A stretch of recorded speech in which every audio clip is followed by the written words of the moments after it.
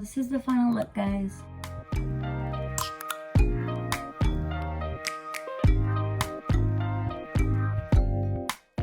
What is up, guys? Welcome back to my channel. I'm super excited to put this video out where everyone can watch it and be informed on just makeup stuff. Today's video is going to be on this look. It's one of my very basic go-to looks for going out or even just going to work. Today's tutorial is going to be done with all E.L.F products, which is one of my favorite brands actually. It's extremely affordable and the quality is really good. They are cruelty-free and vegan. In this video, I actually also want to give you guys a little informative on what it means for a makeup company to be cruelty-free. I'm going to try to explain it to you guys as efficiently as possible. I am putting my timestamps at the bottom in case you want to skip this, but I really encourage you to listen because it is really important and it's good to know, you know? I'm also going to link another video down below that is more elaborate on the entire topic. So what does it mean for a makeup company to be cruelty-free? Defined as manufactured or developed by methods that do not involve experimentation on animals. You might ask, why does makeup need to be experimented on animals? Well, because they're using chemicals that we're gonna put on our faces. So a lot of companies do test on animals. They do test like acute toxicity testing, eye and skin irritation testing, skin sensitivity testing, carcinogenicity testing, basically if it can cause cancer. Those are just a few of the tests that they experiment on. It's actually proven, and a lot of studies have actually shown that the effectiveness of the tests that are done on animals are limited, and there are a lot of alternatives to animal testing, meaning that animal testing is not really necessary. There's a lot of other ways that makeup can be tested to be sure that it's safe for human use. So to kind of really understand all of this, you kind of have to know the laws in China. First of all, China actually mandates that their makeup products have to be tested on animals, meaning it's a law. Why? Because they want to protect their population, they want to protect their people. 20% of cosmetic consumers are in China, meaning that a lot of makeup brands do sell their products in China. If the product is made in China and it is sold in the USA only, then it does not have to be tested on animals. That means that a company can have a manufacturer in China, but if they only sell their products in the USA, they do not have to be tested on animals. And like I said, that's because China only cares about their people. Now, if companies make the products here and they're sold in China, then pre-market testing is mandated. Pre-market testing is before the cosmetic products are put on the shelves, they must be tested on animals. Now, if a company has a manufacturer in China and their products are also sold in China, then pre-market testing is not mandated, meaning that before the items are put on the shelves, they do not have to be tested on animals. However, they are subject to post-market testing.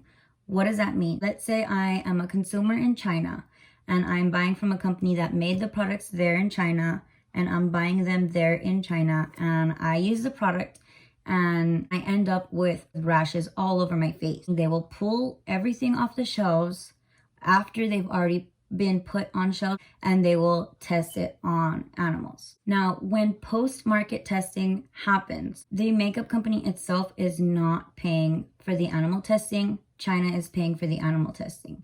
When it's pre-market testing, then the company is paying for the testing. So, in summary, guys, if a makeup brand is manufacturing their products in China and they're being sold in the USA only, then there is no requirement for those products to be tested on animals. Now, if a makeup brand is manufacturing their products in the United States of America and they're selling those same products in China, then pre-market animal testing will be required by law. And lastly, if a makeup brand is manufacturing their products in China and they are selling them in China to Chinese consumers, then no pre-market testing is required, but those products may be subjected to post-market testing. And yes, I did mess up. I wrote sold in USA instead of sold in China, but I do go back and fix it at the end. The bad thing about the whole cruelty-free thing is that here in the United States, there isn't really any law stating specifically what cruelty-free means. I mean, obviously it means that it's not tested on animals, but there's a huge gray area. So there are 3 types of different cruelty-free companies. There are brands that do not test on animals. However, they pay China to test on animals on their behalf. 2, there are brands that are cruelty-free. However, their parent company is not cruelty-free. These are brands like Too Faced, Tarte, I believe Urban Decay. They are cruelty-free, but they're owned by another company that is not cruelty-free. 3 is companies that are not tested on animals and they're not sold in China, meaning there is no possibility of post-market testing, and they do not have a parent company, or their parent company is also cruelty-free. Basically what E.L.F is. Any money that you put towards that company does not go towards animal testing, and they also do not sell in China. None of their products will ever possibly be tested on animals post-market. So now that we have the informative part out of the way, let's get into the fun part. So first things first, I'm going to be cleaning my face with toner. The toner I use is the Garnier Skin Active Micellar Cleansing Water, and it removes makeup, cleanses, and soothes. And it does not contain oil, alcohol, or fragrance. Really quick, I want to show you guys my little mirror. I love this thing. It's actually also like a Bluetooth, so you can connect your music to it, and it has like a little speaker. Really quick, I just wanted to let you guys know that if you are interested in that little vanity mirror that I'm showing right now, I did find it on Amazon, and I went ahead and linked it below in my description box. It works really well, and you can even like lower it. Oh, that's the high one, low, and then off. Not only is it like really convenient, it looks really cute on my vanity. So the next thing I'm going to do is go in with my moisturizer. I use the Dual Action Moisturizer from Clean & Clear. It does have salicylic acid in it, so it also acts as an acne medication. It's really light. It's not oily or sticky. I really like that one for under my makeup. So now that we have the moisturizer on, I am going to go in with my primer. I have 2 primers. I have the E.L.F. Poreless Putty Primer. This one is actually really good. Jeffree Star, Manny MUA, Laura Lee, all of them, they've all reviewed it. It's all really, can I speak? They all gave it really good reviews. This is the E.L.F. Poreless Face Primer. They actually work very similar. One of the main differences in both of these is that the E.L.F. Poreless Putty Primer is not really oily at all. If anything, it's more drying. This one is actually pretty oily. So if you have oily skin, I say go for the Poreless Putty Primer. If you have dry skin, I would say go for the Poreless Primer in the little can. They really do have the same effect. I can tell as soon as I put it on, it blurs out my pores. It just makes it look very, very smooth and like, you know, soft. Now that I have my primer on, I'm going to be going in with my foundation. This is the E.L.F. Flawless Finish Foundation in the color Vanilla. This foundation is also really good. I would say it's medium to full coverage. Again, Jeffree Star did also review it, and he does say that it's full coverage. And then I'm going to go in with the E.L.F. Ultimate Blending Brush. This brush is actually really good also. It also has really good reviews. I don't use the pump because I feel like too much product comes off, and I really don't feel like I need that much.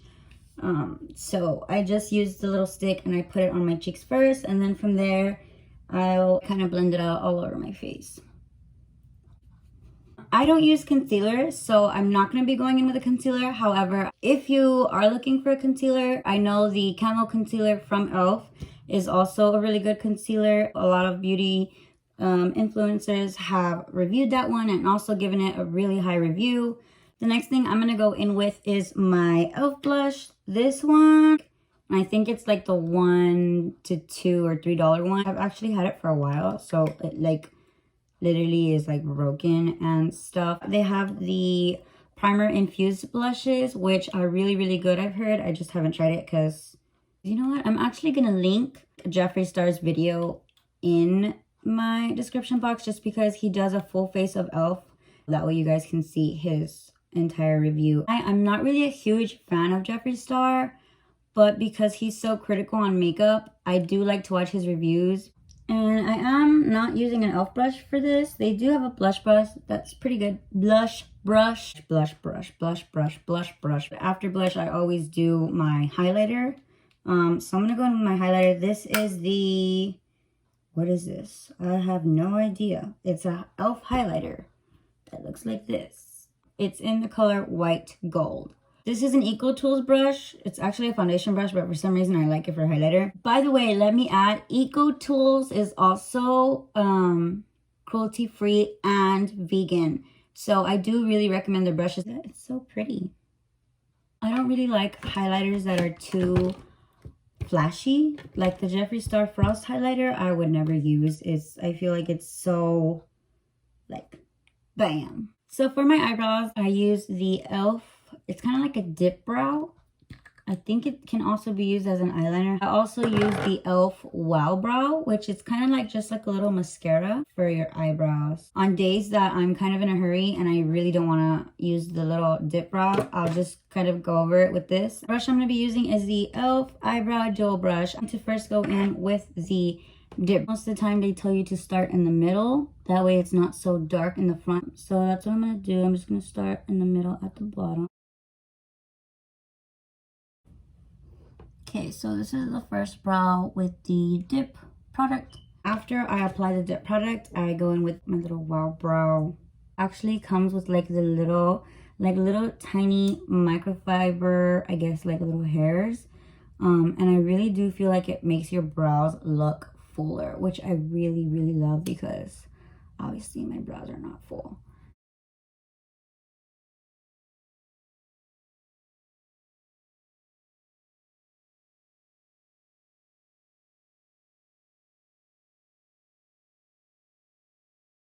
That is how I do my brows. Next, I'm going to be doing eyeliner with the exact same little pot. If you guys are really into that really deep black eyeliner, wanted to also share these two eyeliners with you guys. They're both e.l.f. This thicker one is the Intense Ink eyeliner, and then this is the H2O Proof eyeliner pen. I'm gonna do swatches for you guys. This is what the Proof eyeliner pen looks like. It's really thin. This is the Intense Ink eyeliner. Kind of running out so you can see that, but okay, so they are dry now, and I'm gonna just don't smudge too easily, as you guys can see. So I just kind of wanted to like let you guys know about those two in case you're not into the brown eyeliner. After I finish with my eyebrows, I add a little bit of highlighter underneath. And this is what it's looking like so far. So, okay. Next thing, I'm going to be doing my mascara. Now, mascara is the only thing I don't have in e.l.f. My eyelashes refuse to curl. For the most part, when I really want my lashes to stay curled, I use the Falsies Maybelline mascara. This is the e.l.f. curler. They have two curlers. This is the basic one. They also have, I believe it's called the Eyelash Curler Pro.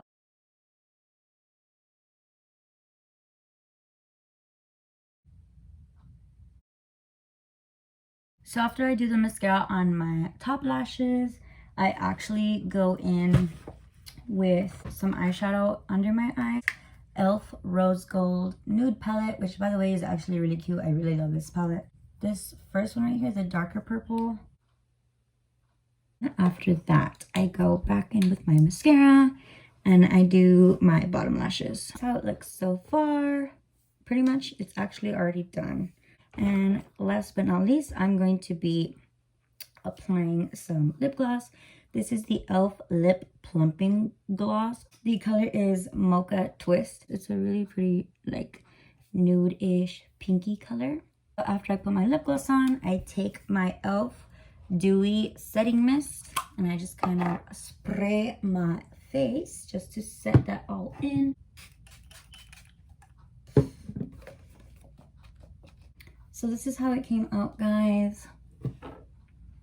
If I want it to be more of like a natural look, then I won't add the eyeshadow. So that's all for today's video, guys. I really wanted to make this video to, I don't know, I just wanted to put this out there and I guess plant a seed. Maybe you will decide that you want to go cruelty-free on your makeup.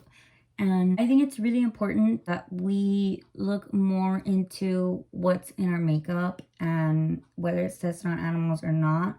I try now to only buy from companies that I know are cruelty-free. If so many people are buying from cruelty-free makeup lines, it proves that there is a market for cruelty-free consumers and that, you know, makeup companies do make good profits, and there are actually people that want makeup that's not tested on animals. I'm going to also in the description box include websites that have lists of products that are completely cruelty-free, whose brands are cruelty-free and stuff like that. So all of that will be in the description box. I hope I explained it well enough. If I didn't and you're still kind of confused, I really encourage you to check the link that I'm going to post below. It's another YouTube video, which is where I learned about all of this stuff. I do want to give credit to her. If you click the link, it'll take you to her video. It does get more in depth and she really explains very well. I really hope you all enjoyed this video. If you did like it, make sure you give it a thumbs up, comment, and subscribe. Turn on the notification bell, that way you know when I upload my next video. You all be safe and be blessed. Bye.